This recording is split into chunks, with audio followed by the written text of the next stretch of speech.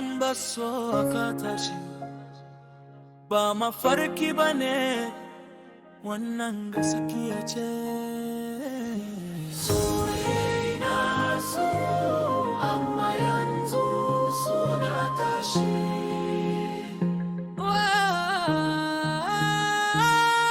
Daga gidan baso na fito da haske, Muhammad Umar ne ke jagorantar tafiya.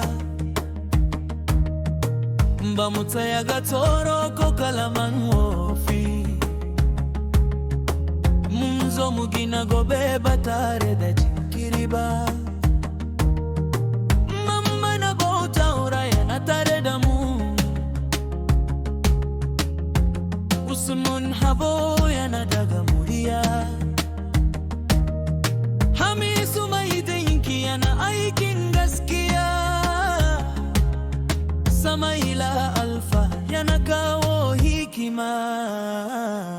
Daga giwa ta taso daga gidan baso, sauyi na tafiya cikin jinin mataso. Saminu Kwanyo yana tare da mu, dan Isiya mai nama yana da tadarfi. Mun tare kalamu na tafiya gaba, ba za mu tsaya ba har sai mun kai gaba. Muhammad Umar jagora ne na gaskiya, gidan baso zai tarihi a duniya.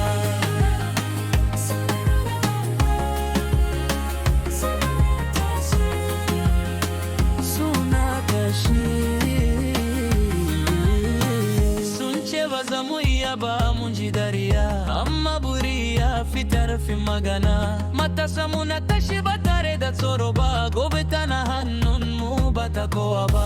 Arziki yana kasa muna tono shi, ilimi da hadin kai shine makami mu.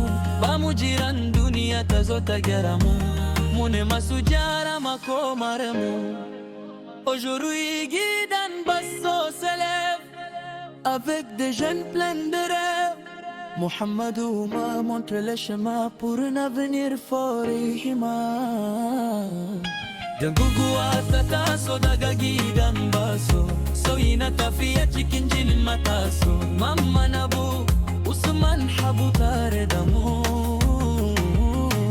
Hamisu Samaila Saminu masunana,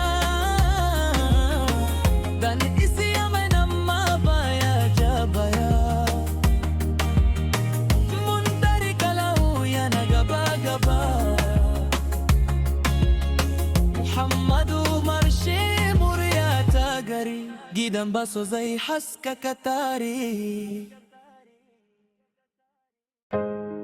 Daga gidan baso aka tashi, ba mafarki bane, wannan gaskiya ce. Soyayya so amma yanzu suna tashi.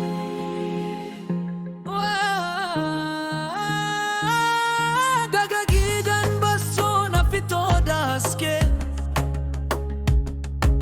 Muhammad Umar ne ke jagorantar tafiya. Ba mu tsaya ga tsoro ko kalaman wofi,